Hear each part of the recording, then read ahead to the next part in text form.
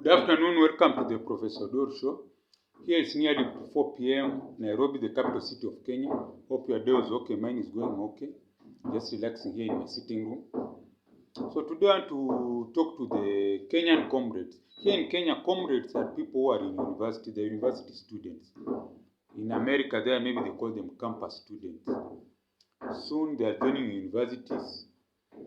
First years, there are those who are continuing. But now there's a problem. They're talking about funding.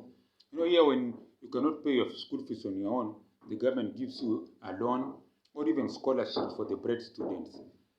So majority rely on loans to study and a few on scholarships. But now the problem is that not everyone can get those scholarships because they have changed the system to be hard.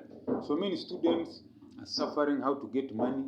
And then there's another story. Universities have also increased the amount for food.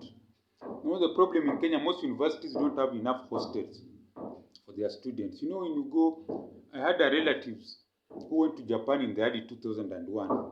He went there.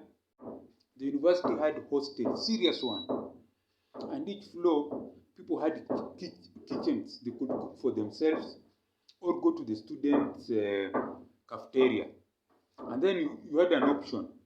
You can spend your money to buy food, or your school fees, you pay money that covers the money that you use in the cafeteria. So your school fees covers the food you eat. So you're given a card. Anytime you eat food, that card they swipe, the money reduces. You have an account. It's as if you're using airtime in food. You understand? That's what the Japan do and developed countries. A student comes, pays fees that pays money that covers the tuition fee and also food. So you're given a card. Your student ID is a card that removes the money slowly. So it's up to you to balance well. If that money gets finished, you need to top up. So good students, they know they eat the food they eat. They do a calculation for the whole semester. So you put your card and the money just reduces, but that's better. And you see you have good accommodation, a nice bed, self-contained room with your toilet and all that. But here in public universities in Kenya, some toilets you can't go. I went to a public university. The moment I just asked where the gents are, I could not even pass the door. I had to go to the staff. You understand? So if you're a comrade listening to me, there are three things.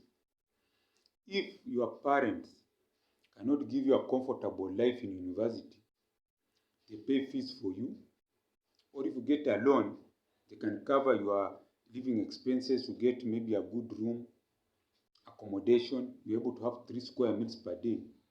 Tell them that money they're wasting on fees to give you to start a business. This will help you. There's no need of living hand to mouth in university. You're sleeping hungry, and then when you finish, there are no jobs. You start again living with your parents, putting more putting more burden on them. So if you are a comrade listening to me, if your parents cannot give you a good lifestyle in university, stay at home, start a business, or learn these courses I'm going to name. Number 1, masonry. Number 2, tailoring, culinary skills, bake cake, whatever, or learn things like electrician, learn things like plastering, of laying tiles in houses. That's under construction. Learn things on computer literacy. You can do assignments online and all that, marketing. Or even if you cannot do all that, you say, oh, it's expensive, start YouTube. There's a girl, she's aged 23 years. She does YouTube. She lives in Coast. She just cooks food. And she has millions of views. She has over 300,000 subscribers, but her videos are the most watched. And she just sits and cooks, and she's a university graduate. She did not find a job. So if you are a comrade and listening to me, things are hard outside here. As we had it easy, me, I grew up under Moi's time. They say Moi was bad. But when I finished university, jobs were waiting for me. I even had 2 jobs at one time before now things became difficult. Even a job is not there. So you go learn to be marketing. You go and start selling, it's called what? Insurance. Or you go and stand in supermarkets. You tell your parent, give you that money, go and start a business or learn a skill.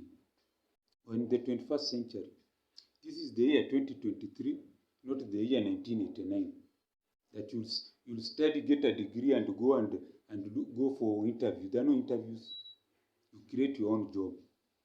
Some of us have several degrees, but getting jobs is difficult. That's why we are starting these things, talking to you online, doing videos. Yeah? And yet you are the younger ones who should be dominating. The world has billions of people. They want to know about Africa. So start something. But I repeat again before I finish. If your parents cannot offer you a comfortable life in university, that they cannot pay your fees, or if you get a loan or scholarship, they can also not fund you to have 3 square meals per day, buy nice clothes, live in a decent hostel. Then you are doing fool's errand. You cannot come to university to suffer. You are living hand to mouth, you enter into crime, prostitution. Yet, when you graduate, there are no jobs for you. That's fool's paradise. You know, us were cheated, but there were jobs. Under Moi, jobs were there. When I graduated, there was a job, and I was working. Before things, they say sometimes things it's up and down. But when someone looks at my CV, they say, hey, this man has worked many places. You can still give him a job. But even getting the first job is impossible. Go to YouTube. Look at some young men who have serious degrees. But they started YouTube, grew it, earned money and building. They're young boys on YouTube. Because of YouTube money, they're building serious homes that even people with degrees and professors cannot build. So if your parent, I repeat again, cannot give you a comfortable life in university, whereby they pay full fees for you, or if you get a help loan, a scholarship, them parents cannot ensure that you eat well, 3 meals a day, sleep well, live in a decent place where there's toilet, bathroom, everything, even give you money for what? Pocket money. You can buy yourself clothes, then you're doing a fool's errand. You just join the millions of young men who finish, no job, they enter into drugs, others enter into crime. If they are the ladies, they enter into prostitution, they get caught, get killed, others get pregnant. Yeah? Because our parents, I must give them to them, they were wise. They knew when they were joining university, they were much younger. You know, back in the day, people used to marry very early. But in university, your parent now is in the middle of his career. The middle of their career, they can cater for you. If you go to a public university, you are on help or scholarship.